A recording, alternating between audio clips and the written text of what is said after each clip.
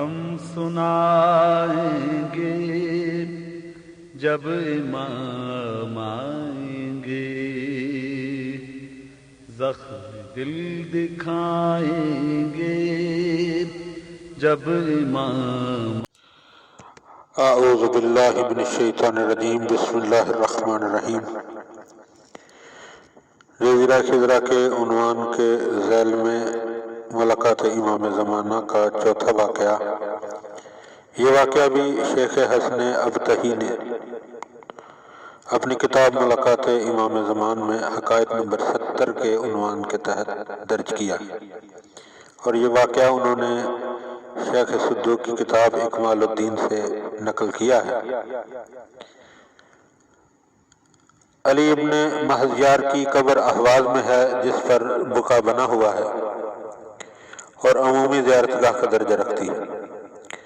علی ابن محضیار کے بارے میں یہ بات مشہور ہے کہ وہ 19 سال متواتر مکہ مکرمہ جاتے رہے، تاکہ اپنے آقا و مولا حضرت امام ولی اثر علیہ السلام عجل اللہ تعالی فرجہ الشریف کی خدمت میں حاضر ہونے کا شرف حاصل کر سکیں، لیکن انہیں کامیابی نہیں ہوئی، حتیٰ کہ وہ مایوس ہو گئے، اور انہوں نے طے کیا کہ اب وہ مکہ مکرمہ نہیں جائیں گے۔ وہ خود بیان کرتے ہیں کہ میرے دوستوں نے مکہ مکرمہ جانے کا عزم کیا تو مجھے بھی کہا کہ اس سال مکہ مکرمہ چلیں۔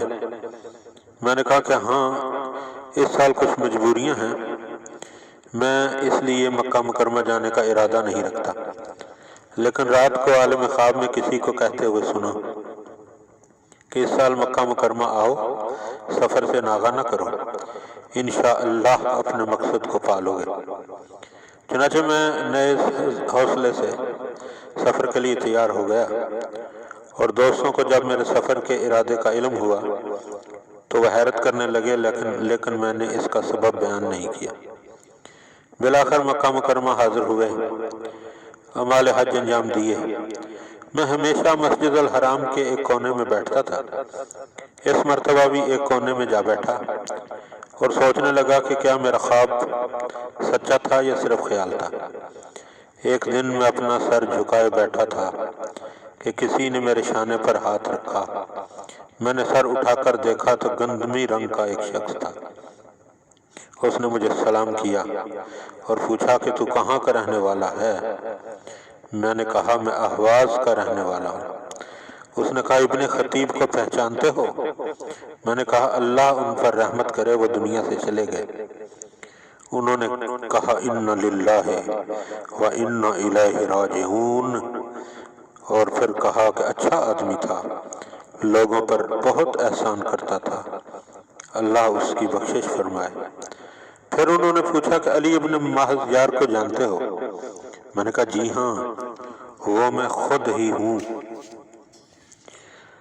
انہوں نے کہا اہلاً و مرحبا، اے محضیار کے بیٹے، تو نے آقا و مولا حضرت بقیۃ اللہ علیہ السلام کی زیارت کے لیے تکلیف برداشت کی ہے۔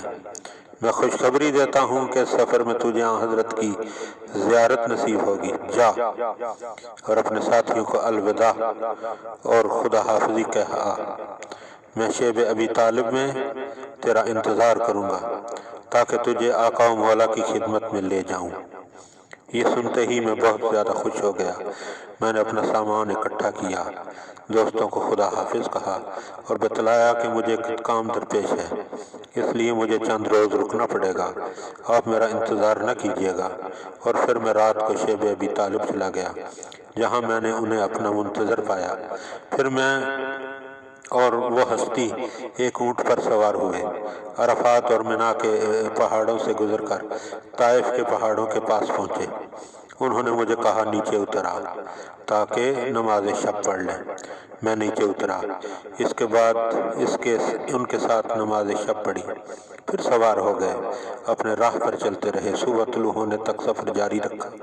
جب صبح نمودار ہوئی تو نماز صبح ادا کی۔ اس وقت موسم صاف تھا۔ اس نے مجھے کہا اس بلند چوٹی پر کیا دیکھ رہے ہو؟ میں نے کہا ایک خیمہ دیکھ رہا ہوں جس نے تمام صحرا کو روشن کیا ہوا ہے۔ اس نے کہا درست، اور ہماری منزل مقصود بھی وہی ہے۔ ہمارے آقا و مولا جو سب کے محبوب ہیں اسی جگہ رہتے ہیں۔ پھر انہوں نے کہا کہ آؤ چلیں۔ میں نے کہا اور اونٹ کو کہاں چھوڑیں؟ انہوں نے فرمایا کہ اسے آزاد چھوڑ دو، یہ جائے امن ہے۔ پھر میں اس کے ساتھ خیمے تک گیا، وہاں انہوں نے مجھے کہا کہ تمہیں تھوڑا انتظار کرنا ہوگا۔ یہ کہہ کر وہ خیمے میں داخل ہوئے۔ تھوڑی دیر کے بعد باہر آئے اور کہا کہ تم خوش قسمت ہو، ملاقات کی اجازت مل گئی ہے، اندر داخل ہو جاؤ۔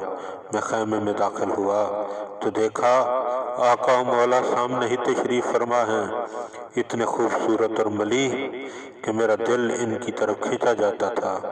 انہوں نے نہایت مہربانی اور لطف کے ساتھ مجھ سے احوال پرسی کی اور فرمایا میرے والد بزرگوار نے مجھ سے عہد لیا تھا کہ میں شہروں میں قیام نہ کروں، اور جس وقت تک خدا کو منظور ہے پہاڑوں اور صحراؤں میں زندگی بسر کروں، تاکہ جباروں اور سرکشوں سے محفوظ رہوں اور ان کے احکام کے زیر بار نہ آ جاؤں، حتیٰ کہ خداوند کریم خروج کی اجازت عنایت فرما دے۔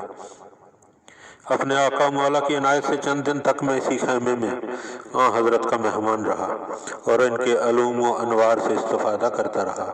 پھر میں نے واپس وطن لوٹنے کی اجازت مانگی۔ اس وقت 50,000 درہم میرے پاس موجود تھے۔ میں نے سہم امام کے عنوان سے آقا و مولا کی خدمت میں کچھ رقم پیش کرنا چاہی، لیکن حضرت نے قبول نہ فرمائی اور ارشاد فرمایا کہ میرے قبول نہ کرنے سے ناراحت نہ ہونا، وجہ یہ ہے کہ تیرا دور کا سفر ہے، یہ رقم تیرے کام آئے گی۔ پس میں نے خدا حافظی کی اور احواز کی طرف چل پڑا۔ اس کے بعد سے میں حضرت کی محبت و یاد میں ہوں اور آرزو رکھتا ہوں کہ ایک بار پھر حضرت کی خدمت میں حاضر ہونے کا شرف حاصل کروں۔ اللہم صلی علی محمد و آل محمد وعجل فرج آل محمد۔ امام آئیں گے، محفلیں جمائیں گے، جب امام آئیں گے